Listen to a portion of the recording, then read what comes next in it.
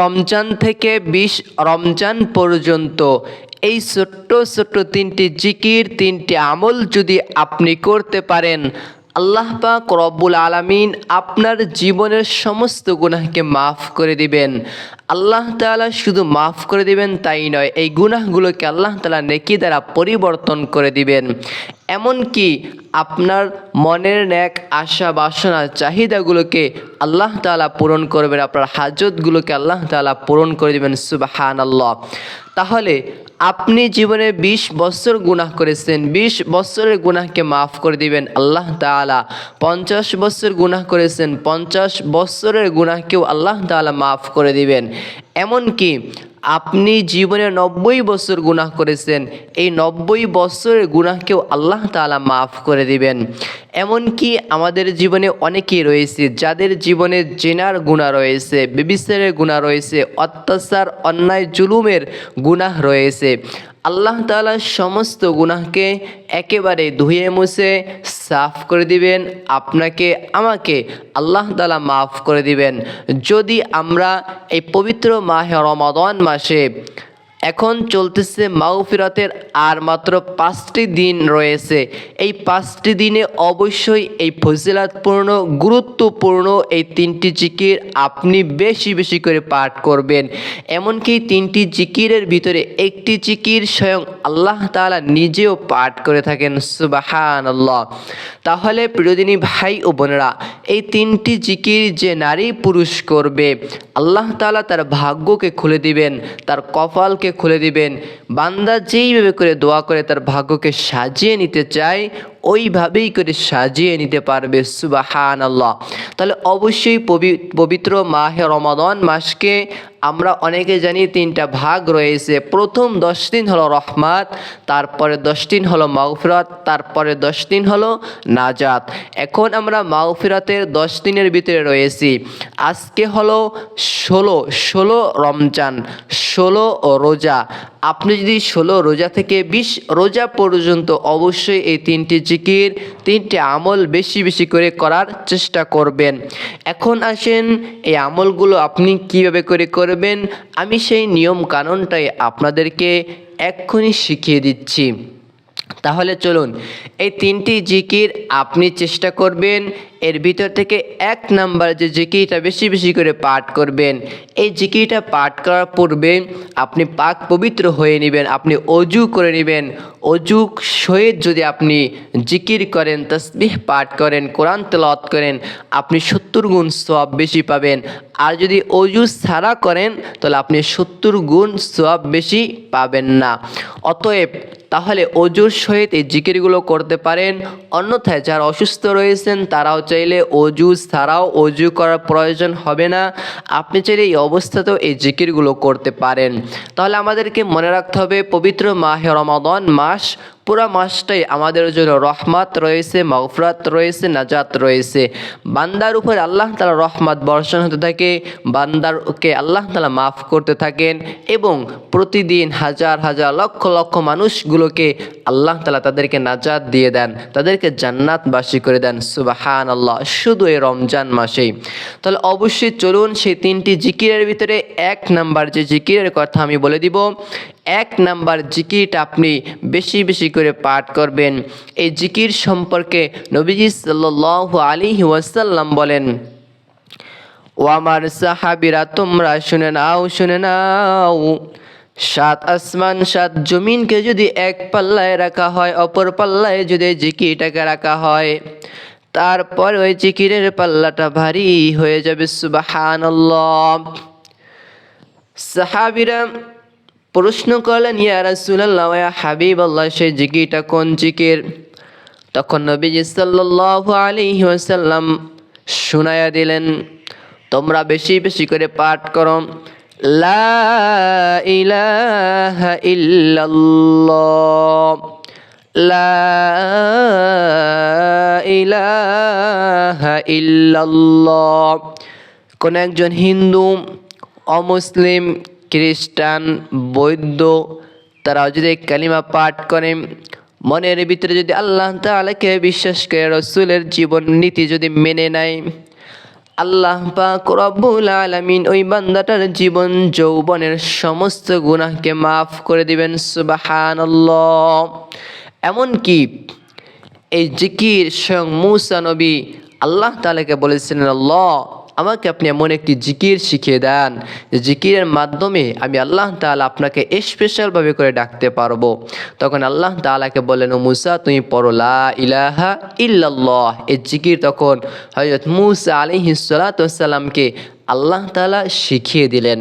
তাহলে এক নম্বরে জিকিরটা পাঠ করবেন, লা ইলাহা ইল্লাল্লাহ, লা ইলাহা ইল্লাল্লাহ, লা ইলাহা ইল্লাল্লাহু মুহাম্মাদুর রাসূলুল্লাহ।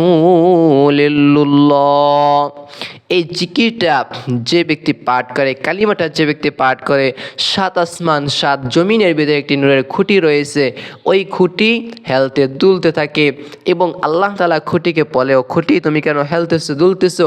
তখন আল্লাহ ওই খুঁটিকে আল্লাহ তাআলাকে ওই খুঁটি বলেন, ও আল্লাহ আপনার অমুক বান্দায় জিকিরটা করেছে, আপনি যতক্ষণ পর্যন্ত তাকে মাফ না করবেন ততক্ষণ পর্যন্ত আমি হেলতে দুলতে থাকবো।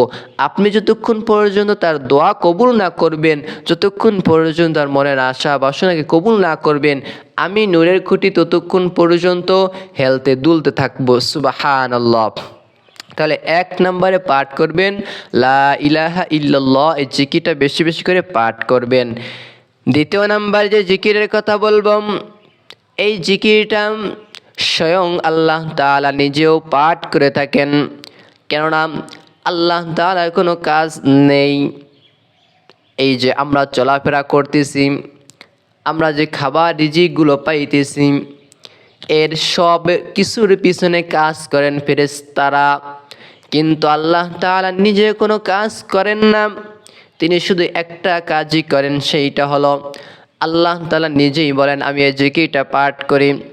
আল্লাহ তাআলা বলেন, ইন্নাল্লাহা ওয়া মালাইকাতাহু ইউসাল্লুনা আলান নবী ইয়া আইয়ুহাল্লাযীনা আমানু সাল্লু আলাইহি ওয়া সাল্লিমু তাসলিমা।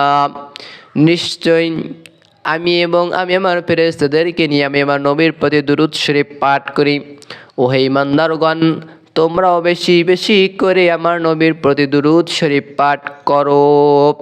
সুবহানাল্লাহ। এমনকি যে ব্যক্তি এই দুরূদটা 10টি বার পাঠ করবে, আল্লাহ তাআলা তার 10টি বিপদ আপদ বালা মুসিবতকে দূর করে দিবেন। আল্লাহ তাআলা তার 10টি গুনাহ কেটে দিবেন। আল্লাহ তাআলা তার আমলনামায় 10টি নেকি লিখে দিবেন। তার 10টি হাজতকে, মনের আশা বাসনাকে আল্লাহ তাআলা কবুল করে নেবেন। তার 10টি বিপদ আপদ বালা মুসিবতকে আল্লাহ তাআলা দূর করে দিবেন। আর এই পবিত্র মাহে রমাদান মাসে এক যায় 70 হয়ে, আর এই 10 যাবে 70 গুণ হয়ে। সুবহানাল্লাহ। তাহলে দ্বিতীয় নাম্বারে এই জিকিরটা বেশি বেশি করে পাঠ করবেন। সে জিকিরটা হলো নবীর প্রতি বেশি বেশি করে দুরূদ শরীফ পাঠ করবেন। কোন দুরূদ পাঠ করবেন? দুরূদ ইব্রাহিম, যে দুরূদ আমরা নামাজে পাঠ করে থাকি, ওইটাও পড়তে পারেন, অথবা দুরূদে উম্মি পাঠ করতে পারেন, অথবা ছোট্ট দুরূদ সাল্লাল্লাহু আলাইহি ওয়াসাল্লাম, সাল্লাল্লাহু আলাইহি ওয়াসাল্লাম, সাল্লাল্লাহু আলাইহি ওয়াসাল্লাম। এই দুরূদটাও আপনি চাইলে বেশি বেশি করে পাঠ করতে পারেন। তাহলে দ্বিতীয় নম্বরে বেশি বেশি করে দুরূদ শরীফ পাঠ করে নেবেন। তৃতীয় নম্বরে যে জিকিরের কথা বলবো, এই জিকির সম্পর্কে আল্লাহ তাআলা নিজেই বলেন, ফাকুলতু ইস্তাগফিরু রাব্বাকুম ইন্নাহু কানা গফফারা। আল্লাহ তাআলা নিজেই বলেন, ও আমার বান্দারা, তোমরা বেশি বেশি করে আমি আল্লাহ পাক রব্বুল আলামিনের উপর ইস্তিগফার পাঠ করো। তোমরা যদি বেশি বেশি করে ইস্তিগফার পাঠ করো, আমি আল্লাহ তাআলা তোমাদের শরীরকে সুস্থ রাখবো এবং তোমাদের শরীরের শক্তিকে আমি আল্লাহ তাআলা বৃদ্ধি করে দিব। এমনকি আমি আল্লাহ তাআলা তোমাদের রিজিকের ভিতরে, হায়াতের ভিতরে বরকত দান করে দিব। আমি তোমাদের মনে নেক আশা বাসনা হাজতগুলোকে কবুল করে নিব। সুবহানাল্লাহ। তাহলে তৃতীয় নাম্বারে বেশি বেশি করে পাঠ করবেন সাইয়্যিদুল ইস্তিগফার। পারলে এটা পাঠ করবেন। ইস্তিগফারের ভিতরে সর্বোত্তম ইস্তিগফার হলো সাইয়্যিদুল ইস্তিগফার। এটা পারলে পাঠ করবেন, অথবা আপনি ছোট ইস্তিগফারও পাঠ করতে পারেন।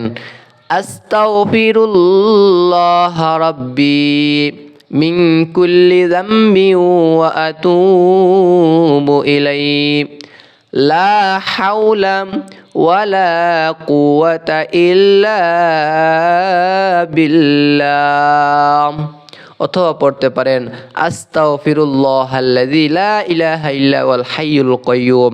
অথবা যে কোন ইস্তিগফার আপনি চাইলে পাঠ করতে পারেন। আপনি ছোট্ট ইস্তিগফারও পাঠ করতে পারেন। আস্তাগফিরুল্লাহ, এটা হলো সংক্ষিপ্ত এবং ছোট্ট ইস্তিগফার, এটাও পড়তে পারেন। তাহলে এই জিকিরগুলো আপনি চাইলে অজুর সাথেও পাঠ করতে পারেন, অজু ছাড়াও চাইলে আপনি পাঠ করতে পারেন। এখন আসেন, আল্লাহ তাআলা আমাদের জীবন যৌবনের সমস্ত গুনাহকে মাফ করে দিবেন। সেজন্য আসলে আমাদেরকে কি করতে হবে? এই তিনটি জিকির বেশি বেশি করে পাঠ করতে হবে। এবং আমাদের ভিতরে কেউ যদি অন্যের হক ঠকিয়ে থাকে তাদের কাছ থেকে মাফ চাইতে হবে। তারা যদি মাফ করে তাহলে আল্লাহ তাআলা আমাদেরকে মাফ করে দিবেন। অন্যথায় কখনো কিন্তু বান্দার হক নষ্ট করলে, বান্দার কাছে মাফ না চাইলে আল্লাহ তাআলা কিন্তু মাফ করবে না। অতএব আপনি যদি জীবনে কাউকে কষ্ট দিয়ে থাকেন, যে কোনোভাবেই হোক না কেন, আপনি তার কাছ থেকে মাফ চেয়ে নেবেন, বান্দার হক বান্দাকে ফিরে দিবেন। তাহলে আল্লাহ তাআলা আপনার জীবন যৌবনের সমস্ত গুনাহকে মাফ করে দিবেন। আর এই তিনটি জিকির অতি সহজ, মূল্যবান, মুখে বলতে একদমই হালকা। বেশি বেশি করে পাঠ করার চেষ্টা করবেন, আমল করার চেষ্টা করবেন। ভালো থাকুন, সুস্থ থাকুন। আসসালামু আলাইকুম ওয়া রাহমাতুল্লাহ।